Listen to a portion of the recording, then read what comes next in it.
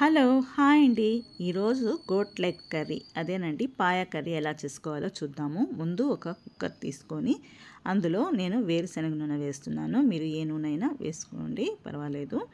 అందులోనే 4 బిర్యానీ ఆకుల్ని వేసేసుకోవాలి. ఇది కొంచెంగా కలిపేసుకోవాలి. కలుపుకున్న తర్వాత ఇందులో 2 ఉల్లిపాయలను సన్నగా పొడుగ్గా తరుక్కొని ఇందులో వేసుకోవాలి. వీటిని బాగా కలపాలి. ఇది కొంచెం బ్రౌన్ అయిన తర్వాత ఇందులో 2 స్పూన్లు అల్లం వెల్లుల్లి పేస్ట్ని వేసుకుందాం. పచ్చివాసన పోయే వరకు అల్లం వెల్లుల్లి పేస్ట్ని వేయించుకోవాలి.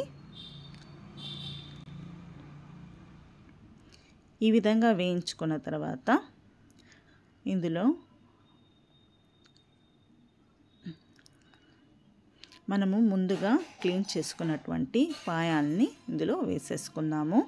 క్లీనింగ్ ప్రాసెస్ని నేను ఒక వీడియో చేశానండి, లింక్ దీనికి పెడతాను, ఒకసారి చూడండి. ఈ పాయాలన్నీ ఇందులో వేసేసుకుందాము. గోట్ లెగ్స్ అన్నిటిని ఇందులో వేసేసుకొని బాగా కలపాలి. ఇందులో కర్రీని బాగా కలపటం అనేది చాలా ఇంపార్టెంటు. ఎంత బాగా కలిపితే అంత టేస్ట్ వస్తుందండి. నీచు వాసన అంటారు కదా, అసలు అంతా పోతుంది. చాలా టేస్టీగా తయారవుతాయి. కలపటం అనేది చాలా ఇంపార్టెంటు. ఎంత కలిపితే అంత బాగా కుక్ అవుతుంది. ఇలా బాగా కలిపిన తర్వాత ఇందులో 1.5 గ్లాస్ వరకు వాటర్ని ఇందులో వేసేసుకోవాలి.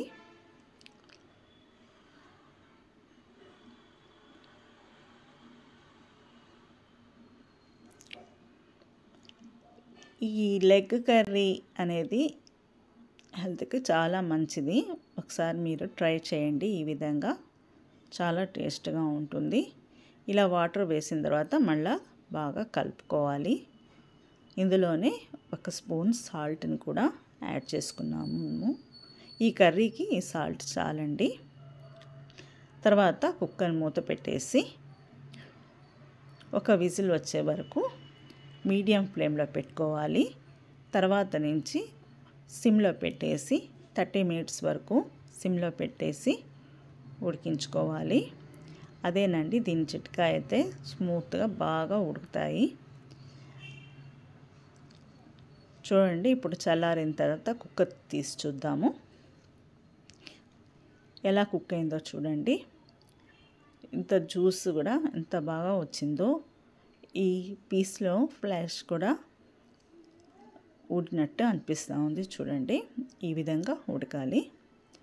తర్వాత ఇప్పుడు బాండిల్ని తీసుకొని అందులో మళ్ళీ కొంచెం ఆయిల్ వేసుకొని ఇందులోనే చెక్క, లవంగాలు, తర్వాత నల్ల జీలకర్ర, యాలకుల్ని వేసుకుందాము. ఎక్కువగా గరం మసాలాలు ఎక్కువ వేయకూడదు, తినలేమండి, అందుకని తక్కువగా వేసుకోవాలి. తర్వాత ఇందులోనే కొంచెం 2 స్పూన్లు అల్లం వెల్లుల్లి పేస్ట్ని కూడా వేసుకుందాము. ఇది పచ్చి వాసన పోయే వరకు దీన్ని కూడా వేయించేసుకోవాలి. తర్వాత సన్నగా తరిగినటువంటి ఉల్లిపాయలను ఇందులో వేసేసుకుందాము.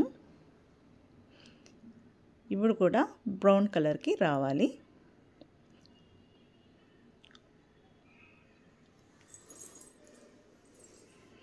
ఈ విధంగా బ్రౌన్ కలర్కి వచ్చిన తర్వాత ఇందులో మనము కుక్ చేసినటువంటి ఓన్లీ పాయాలను అంటే గోట్ లెగ్స్ను ఓన్లీ వేసామండి, జ్యూస్ అయితే వేయలేదు.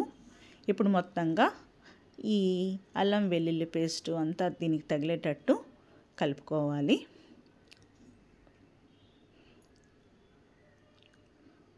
తర్వాత ఇందులో మిర్చి పౌడర్ 2 స్పూన్లు, పసుపు, గరం మసాలా, ధనియాల పొడి మీకు ఇష్టానికి తగ్గట్టు వేసుకోండి.